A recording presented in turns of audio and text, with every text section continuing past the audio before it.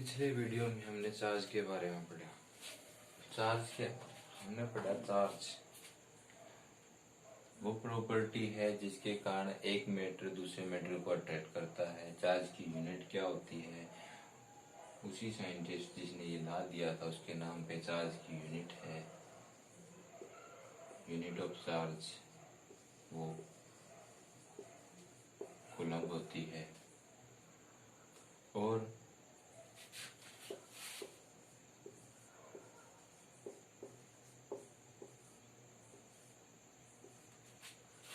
Unit of charge coulomb होती है। Charge conservative है, चार्ज अट्रैक्शन रिपल्सन शो करता है, चार्ज क्वांटाइज्ड है। ये पिछले वीडियो में हमने पढ़ा और पढ़ा कि जो इलेक्ट्रोस्टैटिक फोर्स है वो चार्ज के कारण प्रोड्यूस होती है। जो कूलम्ब लॉ है वो इलेक्ट्रोस्टैटिक फोर्स को अच्छे तरीके से एक्सप्लेन करता है। मान लीजिए दो चार्ज पार्टिकल हैं, ये दोनों के ऊपर Q1 और Q2 चार्ज है। अगर ये दोनों पॉजिटिव हैं, तो सेम चार्ज के बीच में क्या होता है? रिपल्सन होता है। मतलब ये वाला चार्ज इस तरफ भागेगा और ये वाला चार्ज इस तरफ भागेगा। इनके बीच में कोई फोर्स है, वही तो इन दोनों को एक दूसरे की तरफ या एक दूसरे से दूर धकेल रही है। और वो फोर्स इलेक्ट्रोस्टैटिक फोर्स होती है। उसको एक्सप्लेन करता है कूलम्ब लॉ। कूलम्ब लॉ बताता है कि जो फोर्स है वो डायरेक्टली प्रोपोर्शनल है किसके? Product of charge Q1 into Q2 के। इन दोनों चार्ज के मैग्नीट्यूड के प्रोडक्ट के डायरेक्टली प्रोपोर्शनल है। मतलब यदि ये चार्जेस ज्यादा होंगे तो फोर्स इन दोनों के बीच में हायर मैग्नीट्यूड की होगी। दूसरा,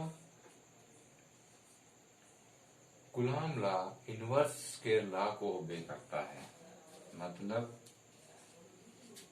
इनवर्स स्केल लॉ के अकॉर्डिंग हम जानते हैं कि दो पार्टिकल्स के बीच में कोई फोर्स काम कर रही है, वो डिस्टेंस के साथ घटती जाती है। डिस्टेंस अगर हम बढ़ाएंगे तो फोर्स की वैल्यू कम हो जाएगी और वो आर स्क्वायर के फॉर्म में होती है, जहाँ पे आर क्या है? आर है distance between two particle, distance between charges. और ये सेंट्रल डिस्टेंस होती है, चार्ज के सेंटर से मेजर की जाती है। तो इन दोनों की कंबाइंड फॉर्म लिखें तो वो बनती है कि F directly proportional to Q1 Q2 by r square. और डायरेक्टली प्रोपोर्शनल के साइन को हटाएं तो एक कांस्टेंट मल्टीप्लाई करेंगे Q1 Q2 by are square. मतलब ये वो इलेक्ट्रोस्टैटिक फोर्स है जो इन दोनों चार्ज के कारण जनरेट हुई। अगर यहाँ पर चार्ज अपोजिट नेचर के हों, मतलब एक पॉजिटिव चार्ज है और दूसरा नेगेटिव चार्ज है, तो इन दोनों के बीच में जो फोर्स होगी वो इस तरफ होगी। ये चार्ज इसके ऊपर फोर्स लगाएगा, वो उस दिशा में होगी, और ये चार्ज इसको इस दिशा में।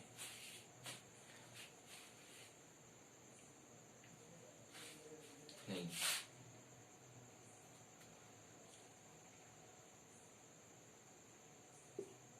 ये एक दूसरे को अट्रैक्ट करेंगे। ये एक दूसरे को क्या करेंगे? अट्रैक्ट करेंगे। मतलब ये वाला इसको अपनी तरफ खींचेगा और ये वाला अपनी तरफ खींचेगा।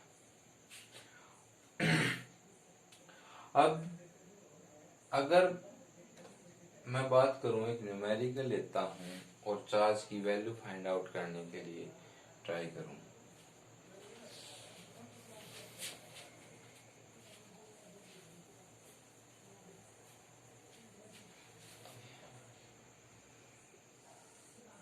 एक इक्विलेटरल ट्रायंगल के वर्टिसेस पे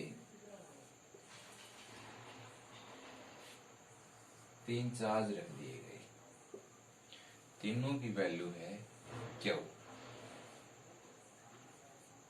तीनों पॉजिटिव चार्ज कैरियर है, तीनों चार्ज कैसे हैं, पॉजिटिव। और ये बोला गया कि इस पॉइंट के ऊपर इन दोनों के कारण जो फोर्स है उसको फाइंड आउट करो। तो ये देखिए, इसके ऊपर फोर्स लगेगी ऐसे। अब मैंने ये एक स्ट्रेट लाइन बना दी। ये स्ट्रेट लाइन क्या बताती है कि जो ये फोर्स है वो सेंट्रल फोर्स है। सेंट्रल फोर्स का मतलब क्या होता है?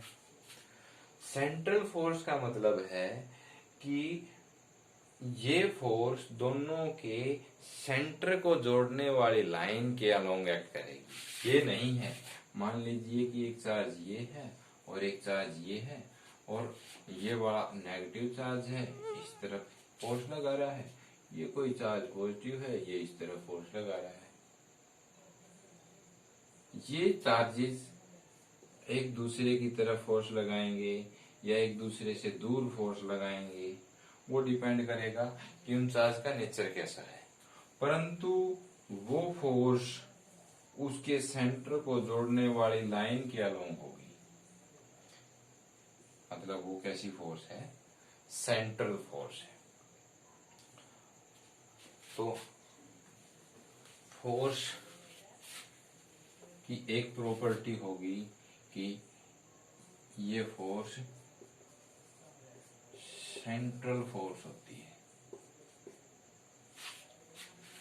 तो ये यहाँ पर फोर्स लगी वो इस तरफ होगी, वो होगी कि अगर दोनों चार्ज हैं Q1 Q2 और दोनों सेम चार्ज हैं तो K Q स्क्वायर, दोनों के बीच में जो डिस्टेंस है, मान लीजिए वो साइड मैंने ले ली A, तो साइड होगी R स्क्वायर मतलब A स्क्वायर। इसी तरह इस चार्ज के कारण इस पे फोर्स होगी वो इस तरफ होगी, और वो फोर्स कितनी होगी? वो भी होगी K Q square by R square. अब 11th क्लास में हम वेक्टरली फोर्सेस को जोड़ना सीख चुके हैं। जो इनकी रिजल्टेंट फोर्स होगी वो टोटल फोर्स आ जाएगी।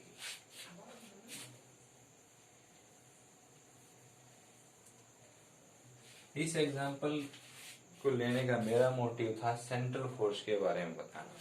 मतलब सेंट्रल फोर्स इस तरह एक्ट नहीं करेगी इलेक्ट्रोस्टैटिक फोर्स कि एक दूसरी डायरेक्शन में, एक दूसरी डायरेक्शन में अपोजिटली तो रिपेल करेंगे, पर वो रिपेल करेंगे ऐसे, उस लाइन के अलोंग एक्ट करेंगे जो उन दोनों को जोड़ रही है, उन दोनों के सेंटर को जोड़ रही है, इसलिए सेंट्रल फोर्स बोलते हैं। दूसरा क्या है कि मैंने लिखा force F is equal to K Q1 Q2। अगर बोला जाए कि ये जो चार्ज पार्टिकल है ये 2 नंबर का है और इसको नंबर दे दिया मैंने 1, तो फोर्स जो पहले पार्टिकल के ऊपर के लगी है दूसरे के कारण, force on first particle due to second, वो फोर्स इक्वल होती है force on second due to first in magnitude. मतलब जितनी फोर्स पहला पार्टिकल दूसरे पे लगाएगा उतनी ही फोर्स दूसरा पार्टिकल पहले पे लगाएगा, दोनों का मैग्नीट्यूड बराबर होगा। मतलब न्यूटन का जो थर्ड लॉ है उसको ओबे करता है। दूसरा क्या है कि इनकी डायरेक्शन अपोजिट होंगी। देखिए, जिसको अगर मैं पॉजिटिव डायरेक्शन मानता हूँ, जो राइट हैंड साइड है, तो ये फोर्स अपोजिट डायरेक्शन में है इसके, ये लेफ्ट हैंड साइड है। मतलब जो F21 फोर्स है वो अपोजिट होगी F12 के डायरेक्शन, दोनों की डायरेक्शन अपोजिट होंगी। मतलब इस फोर्स का एक और करैक्टर सामने आया, action reaction, action reaction pair बनाती है। मतलब जितनी फोर्स एक चार्ज पार्टिकल दूसरे पर लगाएगा, दूसरा चार्ज पार्टिकल भी पहले पर उतनी ही फोर्स लगाएगा।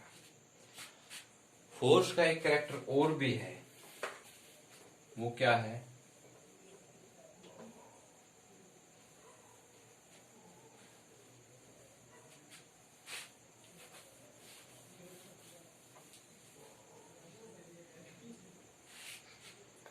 मान लीजिए कि एक चार्ज पार्टिकल था प्लस क्यू, दूसरा चार्ज पार्टिकल था प्लस क्यू।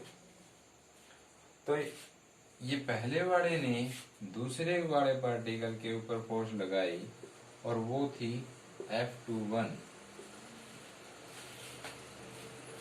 फिर मैंने क्या किया, मैं एक चार्ज पार्टिकल और लेके आया और वो भी पॉजिटिव चार्ज पार्टिकल। ठीक है, अब इन दोनों के बीच में भी कोई फोर्स एक्ट करेगी, इन दोनों के बीच में फोर्स एक्ट करेगी, वो किधर होगी? इधर। ये कोई थर्ड पार्टिकल है तो इस ये फोर्स हो गया F31। थर्ड पार्टिकल के आने के बाद इन दोनों के बीच में जो फोर्स थी F21, या फिर सेकंड पार्टिकल जो फर्स्ट पे लगा रहा था F12, वो बदलेंगी नहीं, वो सेम रहेंगी। मतलब क्या है कि ये फोर्स इंडिपेंडेंट होती है, independent on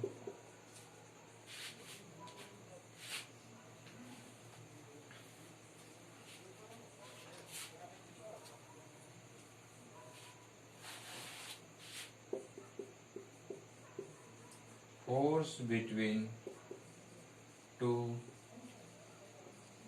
charge is independent on third charge। जो थर्ड चार्ज है उसके इंडिपेंडेंट है। जो फोर्स इस सेकंड चार्ज पे लगी थी F21 पहले वाले के कारण, और पहले वाले ने फोर्स लगाई तीसरे वाले चार्ज पे F31, इनके बीच में भी फोर्स होगी।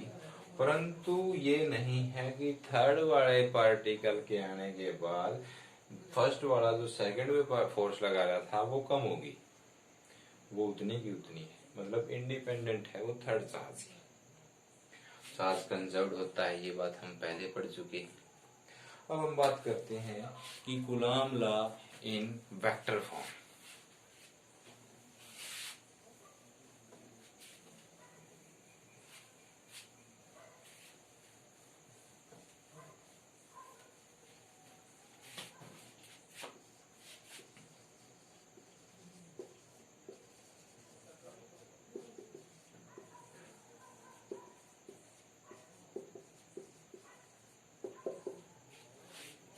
देखिए, वेक्टर फॉर्म की बात करने से पहले हम बात करेंगे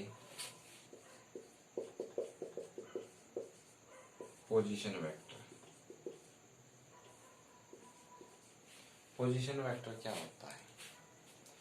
ये एक्स एक्सिस है, ये वाई एक्सिस है। मान लीजिए कोई पॉइंट है P, ये इसके कोऑर्डिनेट हैं एक्स वाई। तो वो वेक्टर जो इसको ओरिजिन से मिलाने के बाद बनता है, मतलब एक लाइन ये वाली, इसकी एक्स वैल्यू ये होगी,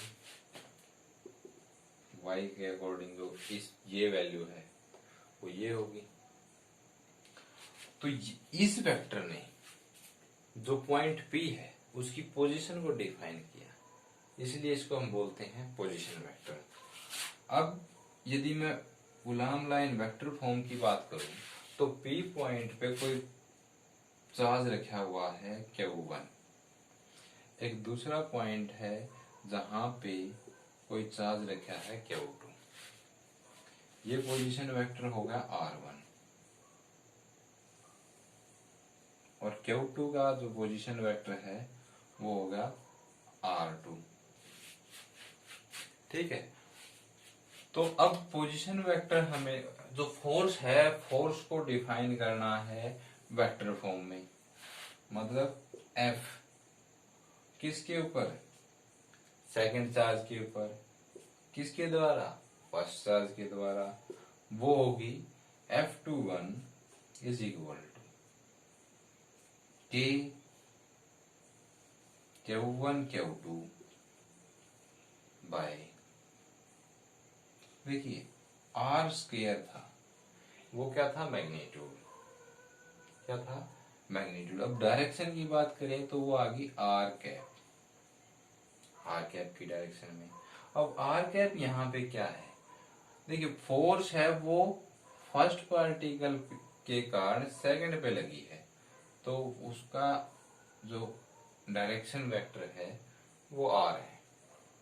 अब आर की वैल्यू क्या है, आर है R2 minus R1। Vector triangle ला हमने पढ़ा है, उसके अकॉर्डिंग ये क्या होगा, R2 माइनस R1, वो इस वेक्टर को देगा। तो जो R वेक्टर है वो क्या है, R2 माइनस R1। अब इसको लिखें कैसे, अगर मैं इस यूनिट वेक्टर के बजाय ये वेक्टर की वैल्यू पुट करना चाहता हूं तो हम जानते हैं कि रिलेशन क्या होता है, r cap is equal to r vector divide by magnitude of r. मतलब आर कैप को यदि आर मैग्नीट्यूड से डिवाइड कर मल्टीप्लाई कर दें तो आर वेक्टर आ जाएगा। यहाँ पर अगर ऊपर आर वेक्टर का मैग्नीट्यूड मल्टीप्लाई हुआ है तो नीचे भी मैग्नीट्यूड मल्टीप्लाई होगा इक्वेशन को बैलेंस करने के लिए। तो इक्वेशन हमारे पास आती है K Q1 Q2 by r cube, और वेक्टर क्या है, R2 माइनस R1 वेक्टर।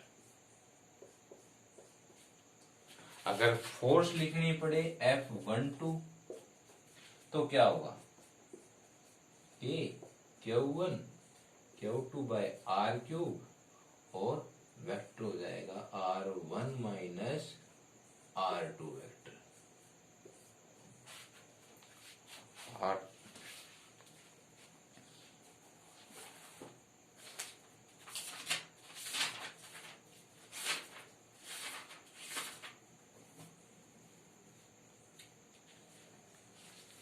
यहाँ पे देखिए दो बातें आपको ध्यान रखनी है कि जो ये Q1 और Q2 हैं, ये जो साइन इन चार्ज पार्टिकल के दे रखे हैं उसके अकॉर्डिंग पुट करने हैं। Put charge according to sign, put charge according to sign. मतलब यहाँ पर Q2 नेगेटिव चार्ज है तो वो यहाँ पे माइनस साइन आ जाएगा, अगर Q2 पॉजिटिव है और Q1 भी पॉजिटिव है तो यहाँ प्लस आएगा, अगर Q1 Q2 दोनों नेगेटिव हैं तो भी प्लस आएगा। मतलब Q1 और Q2 की वैल्यू उसके साइन के अकॉर्डिंग पुट करना है। और दूसरा क्या है, दूसरा है कि जिस वेक्टर के जिस पॉइंट के ऊपर हमें फोर्स निकालनी है वेक्टर का हेड उसके ऊपर रखना है।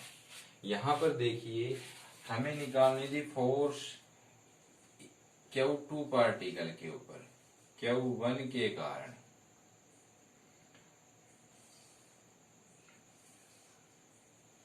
तो वेक्टर हेड कहां जाएगा, वेक्टर हेड होगा ये R वेक्टर, इसका हेड होगा Q2 पे। अगर फोर्स निकालनी है पहले चार्ज पार्टिकल के ऊपर दूसरे के कारण तो वेक्टर हेड आ जाएगा यहाँ पे, तो दो बातें ध्यान में रखनी है अगर इसको वेक्टर फॉर्म में लिखना चाहते हैं। जिस चार्ज के ऊपर दूसरे चार्ज के कारण फोर्स निकालना चाहते हो उस चार्ज के ऊपर वेक्टर का हेड रखो और चार्ज को साइन के अकॉर्डिंग फॉर्मूले में पुट करो।